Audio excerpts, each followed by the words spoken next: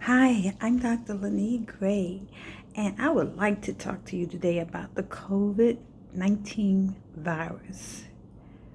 I know everyone's been listening to all the information, but sometimes it's hard to put the whole picture together. Now, what we're seeing is a virus that's very active, very infectious, and it doesn't proceed the way that we normally think a disease would. We can carry this disease for weeks and not know it.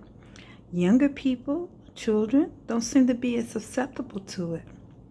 More than likely, they're exposed to the virus as much as anybody else, but their immune systems are working more effectively. And this is what we're going to talk about. What we're experiencing as we get older is a dysregulated immune system. Now, what this means is that instead of reacting immediately to exposure, our bodies over the years have been exposed to so many new chemicals, so many new mutations, so many noxious things in the air, from smoke, from carbon monoxide, from all the byproducts of cigarettes, that our immune systems have had to fight this year after year, day after day, and now their responses are becoming confused. They don't always know what's good and what's bad in the body. So what I would like you to do is describe how your immune system works, and that will give you a good idea of how you can put up your best fight to keep yourself strong. Our bodies have an immune system that's like an army. Soldiers at the top, generals, captains, and then there are the little recruits at the bottom. The soldiers at the top would be our macrophages, white blood cells that send out chemicals called cytokines. And these cytokines stimulate the immune system, all the other soldiers, to get up and do their job. Once they have killed the enemy, the viruses, bacteria, pathogen, foreign substance, then the macrophages go and clean up the mess. They engulf those foreign particles and take them out of the body. Now we know that the deaths from COVID are more than 80% in the over 60-year age group. And they compose primarily people who have diabetes, high blood pressure, obesity, heart disease. In a way, all of these can be considered immune diseases because the body has built up a resistance to this high blood sugar in the body, to these fat cells that don't belong and oftentimes surround the organs where they shouldn't be. Eczema, a lot of times there are substances in the system that stimulate the body to attack its own skin cells and the tissues beneath it. All of this is part of an immune process that's gone haywire. After the macrophages, we have killer cells. Killer cells. They act against pathogens in the cells that are invisible. So I'm thinking in the case of COVID, when it infects the cells, which it does most at the back of our throats and then goes down into our lungs, when this happens, they don't change the outward structure of the cell that much.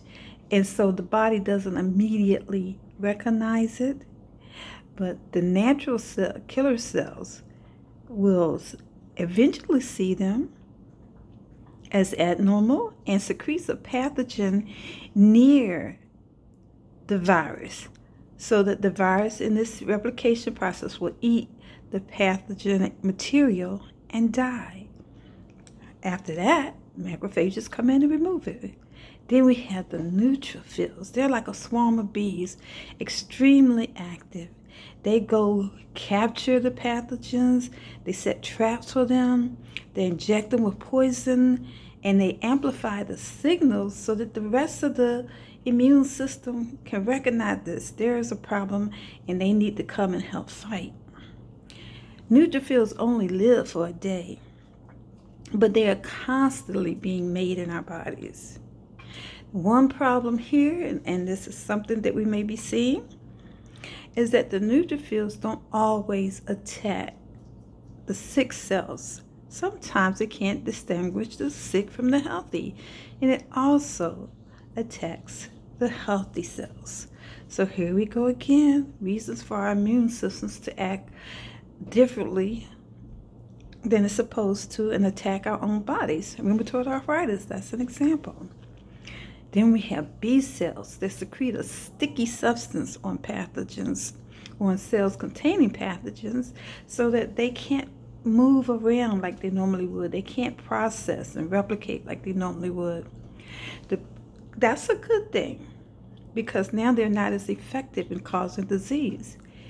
But the other side of this is that the B cells tend to have to study the cells, and it takes a while for it to react. So when that happens, you don't get immediate immunity.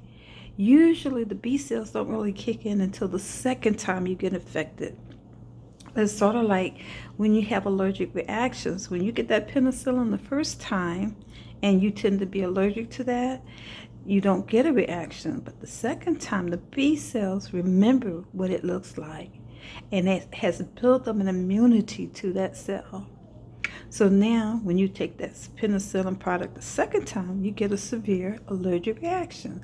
Same thing with iodine. Some people can eat fish for a while, and then later on in their adulthood, they find out they're extremely allergic. This is due to B cell activity. Last but not least, we have T cells, which are the big kahunas, the special op white blood cells.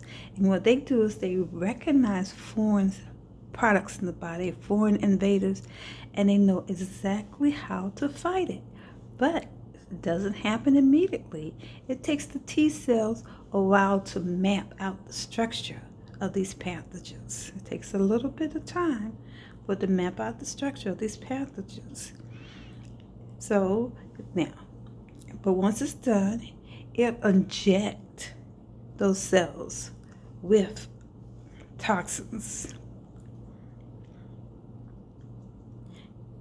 and kill them. And as a part of the white blood cell group, it gobbles them up and takes them out of our body. Now, what we're seeing with COVID, and the reason young people aren't as affected, because they haven't been exposed to all the diseases that we have. They don't have a buildup of toxins in their body. They haven't smoked weed and cigarettes. They haven't driven cars and gotten all the byproducts of gas emissions. They haven't breathed the bad air for 50 years already. So their body's being pure. They don't have the same immune mix-up as our bodies do. Their bodies have good immune systems that are taking care of the basic functions, the basic invaders, and also taking care of the COVID, where our bodies are so confused with all the toxins that it's been exposed to that our immune system's not sure what's a good bug and a bad bug now.